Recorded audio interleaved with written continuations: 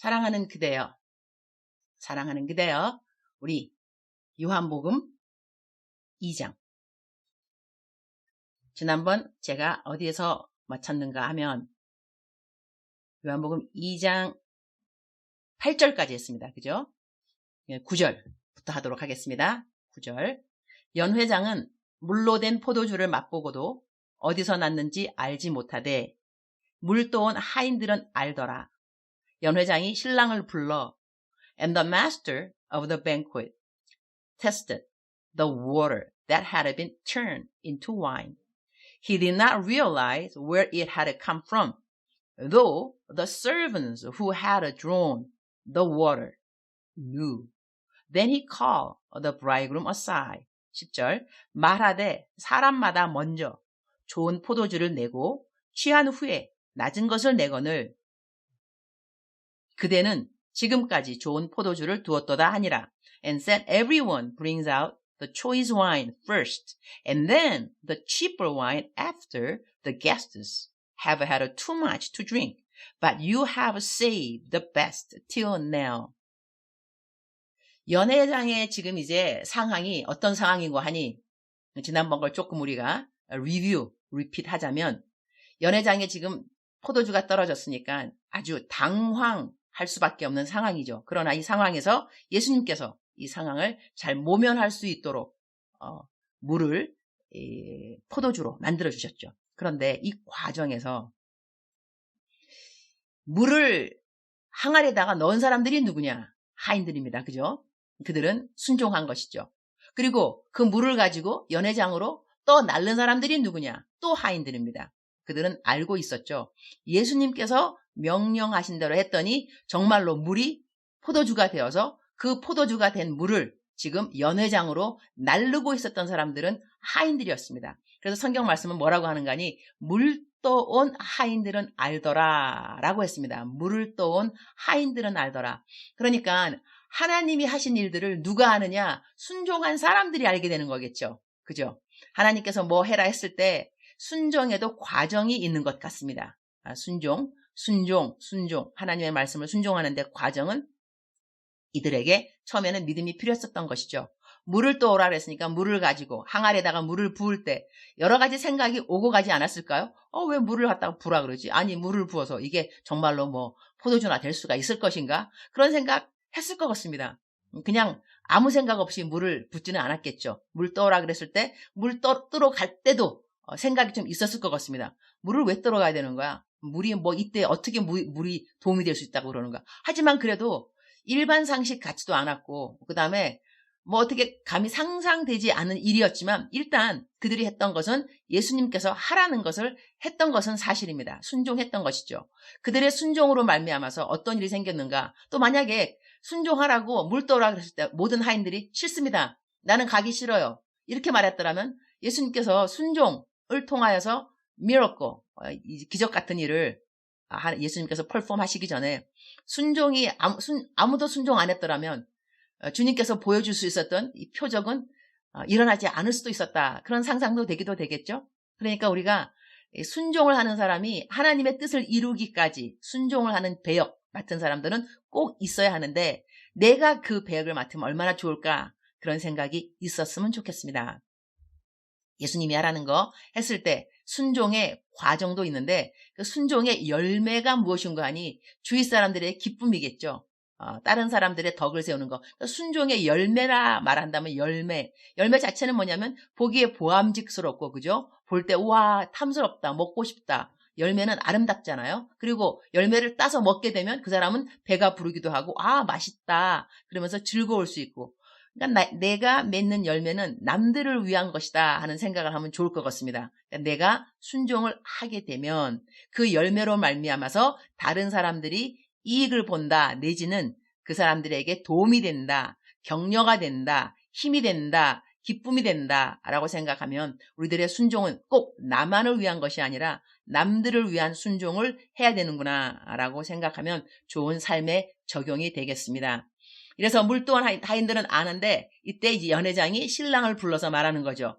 사람마다 먼저 좋은 포도주 내고 사람들이 이제 술이 좀 취해서 거하게 취하게 되면 이제 포도주의 맛도 잘 모를 때 그때 그 신랑은 어떤 그 포도주를 내놓냐면 싸구려 좀 싸서 그냥 마셔도 뭐 벌써 취했으니까. 하지만 이 신랑은 그렇지 않고 나중에 더 좋은 이 포도주를 남겨놨다 그래서 지금 연회장 주인이 저 신랑을 지금 칭찬하는 거잖아. 그죠? 근데 신랑은 사실 영문도 모를 겁니다. 아니, 지금 예수님께서 그 포도주로 만드셨는지 자기는 그때 하인이 아니었거든요. 그잖아요? 물을 떠온 하인이 아니었고 그 물을 다시 포도주가 된 그 포도주를 가지고 연회장으로 갖고 온 하인도 아니었습니다. 그러나 지금 칭찬은 누가 받느냐 하니 신랑이 지금 받고 있잖아. 그죠? 그러니까 누군가가 한 순종으로 말미암아 순종의 열매가 다른 사람, 우리들의 형제, 우리들의 자매, 그들을 높여주고 세워주고 힘을 주고 기쁨을 줄 수 있다는 것을 생각해 볼 때 순종은 꼭 나만을 위한 것이 아니라 내 이웃, 내 형제 자매를 위해서 우리는 꼭 순종을 해야 되는구나 라고 생각해 볼 수 있겠습니다. 여기서 11절에 예수께서 이 첫 표적을 갈릴리 가나에서 행하여 그의 영광을 나타내심에 제자들이 그를 믿으니라 그랬습니다. This, the first of his miraculous signs Jesus performed at Cana in Galilee. He thus revealed his glory and his disciples put their faith in him. 우리가 요한복음을 읽을 때 꼭 기억해야 되는 것은 요한복음을 요한이 왜 썼는가? 그러니까 모든 책, 요한복음, 마태복음, 마가복음 책을 쓸 때 저자가 책을 쓰는 purpose, 목적이 있겠죠. 그러면 요한복음을 요한이 썼을 때는 왜 썼을까? 우리가 이것을 요한복음 1장에서 벌써 이야기한 것 같은데 다시 한번 2장에 다시 언급한다면 요한은 우리들로 하여금 하나님의 아들이 예수 그리스도, 그러니 예수 그리스도는 하나님의 아들이시다를 강조하고 싶으셨습니다. 그래서 요한이 요한복음을 적었는데 여기에서 first his miraculous signs라 했으니까 이제 first니까 좀 더 나오겠죠. 어떠한 것을 지금 이 sign으로, 그러니까 여기서는 miraculous, 기적적인 첫 표적이라 그랬는데요. 영어로는 miraculous, 기적 같은 sign이라고 합니다. sign은 뭐냐면 이 나타내는 거잖아요. 그러면 이 처음 예수님께서 perform 하신 그 기적을 나타내신 물이 변하여 포도주가 된 가나안 혼인잔치의 그 표적은 앞으로 예수님께서 계속해서 보여주실 다른 표적들에 이어서 그 첫 번째로 보여진 표적인데 그 표적이 무엇이냐? 예수 그리스도는 하나님의 아들이시다. 즉슨 예수 그리스도는 하나님이시다를 우리에게 표적, 사인, 가리켜 준다는 것을 명심했으면 좋겠습니다. He thus revealed his glory. 하나님이 예수님의 그 영광을 나타냈는데 제자들이 그때 his disciples put their faith in him 그랬습니다. 그러니까 제자들도 이런 사인 같은 거, 이런 기적 같은 일을 안 봤을 때는 예수님한테 all in, 자기들의 모든 그 믿음을 다 풋한다는 것은 둔다는 것이죠. 그를 믿기에는 100%가 아닐 수도 있었는데 첫 번째 기적을 보아하니 와, 이거는 하나님이 아니면 이건 행할 수가 없는 건데 하나님이시니까 이런 일을 행할 수 있었구나. 내가 따라가고 쫓아가고 내가 선생님 레바이라고 부르는 이분은 정말로 하나님이실 수 있어. 하나님의 아들이신가 봐 하는 faith, 믿음이 이제 생기기 시작하는 것이죠. 그러니까 우리들의 삶에 예수님이 누구신가에 대한 것은 우리들의 체험도 참 필요하구나. 간증, 사람마다 간증은 필요한 것 같습니다. 왜냐하면 내가 예수님을 따라가면서 예수님은 살아계신 하나님의 아들이시오. 나의 구세주가 되십니다. 이러한 고백을 하기까지 내 삶에 일어난 삶의 현장에서 만나는 하나님은 있어야 되겠죠. 제자들은 그러한 예수님을 만나게 되었습니다. 12절에 그 후에 예수께서 그 어머니와 형제들과 제자들과 함께 가버나움으로 내려가셨으나 거기에 여러 날 계시지는 아니하시니라 그랬습니다. 여긴 큰 설명 필요 없겠죠. 13절 유대인의 유월절이 가까운지라 예수께서 예루살렘으로 올라가셨더니 성전 안에서 소와 양과 비둘기 파는 사람들과 돈 바꾸는 사람들이 앉아 있는 것을 보시고 그랬습니다.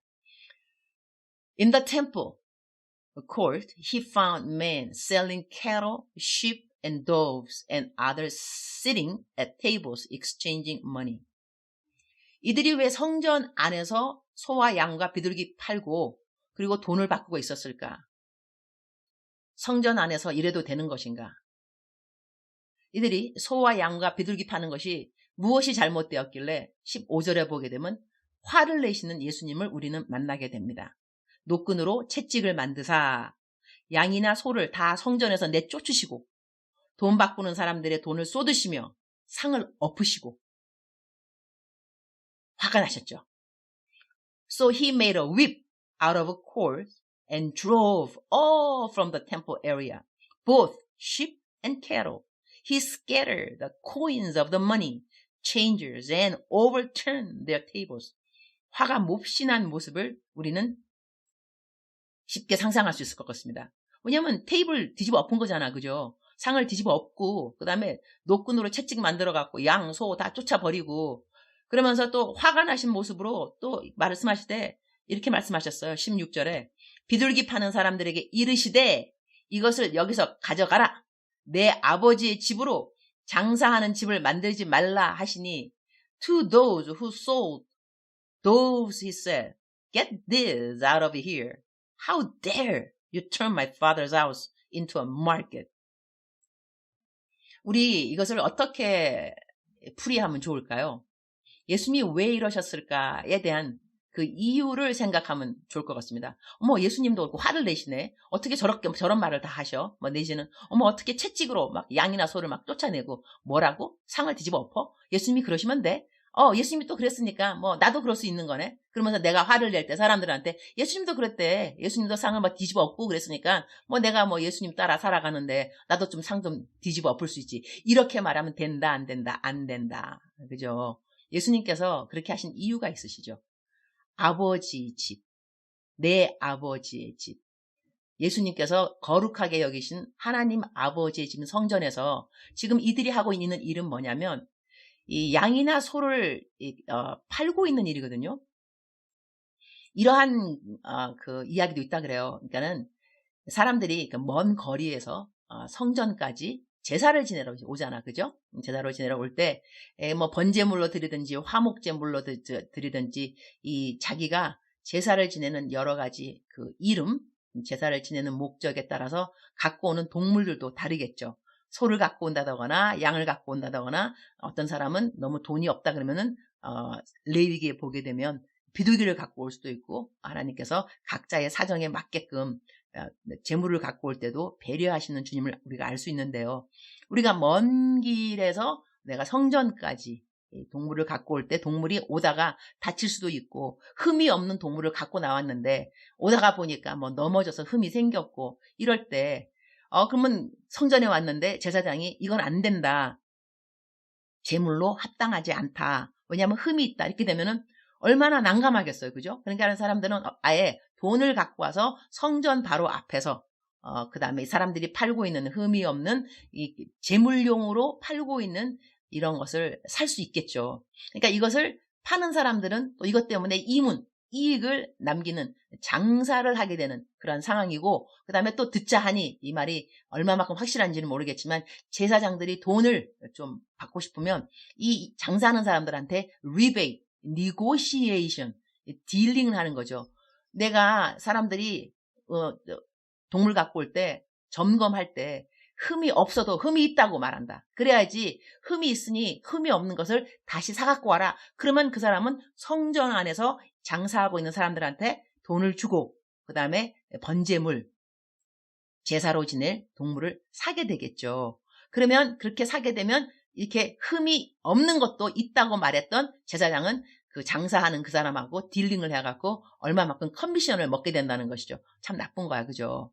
그러니까 이 하나님의 성전을 어떻게 생각하는가? 요즘 말로 하면 교회가 되겠죠. 교회는 나에게 어떠한 역할을 해야 하는가? 나는 교회에서 어떠한 마음을 가지고 교인으로서, 그리스도인으로서 교회 생활을 해야 되는가? 교회라는 곳이 하나의 단체로 나를 위하여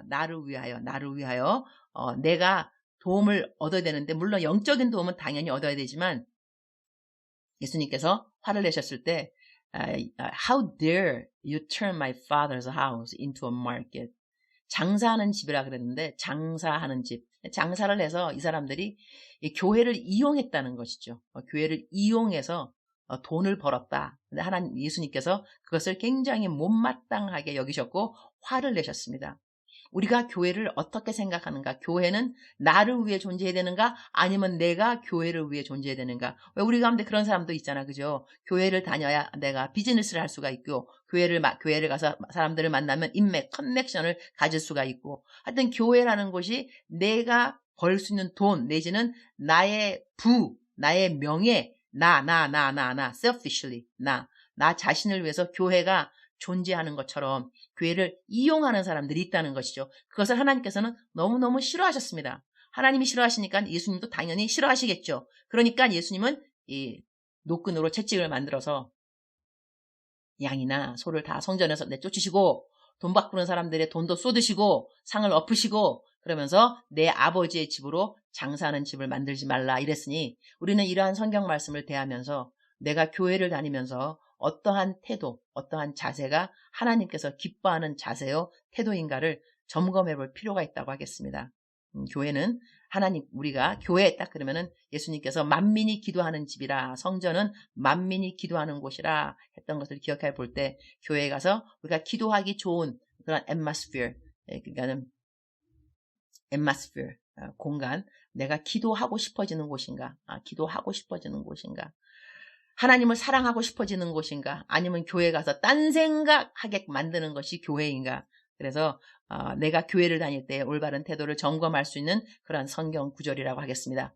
사랑하는 그대여, 오늘은 16절까지 하면서 우리가 짚어볼 수 있는 성전을 대하는 나의 태도, 나의 올바른 자세 짚어보았고요. 다음 주가 아니라 다음 성경 공부에는 17절부터 계속 진도 나가도록 하겠습니다. 오늘 제가 한 15분가량 내지는 15분가량 성경 공부하는 것 같은데 사랑하는 그대에게 도움이 되었으면 좋겠습니다. 사랑합니다. 축복합니다.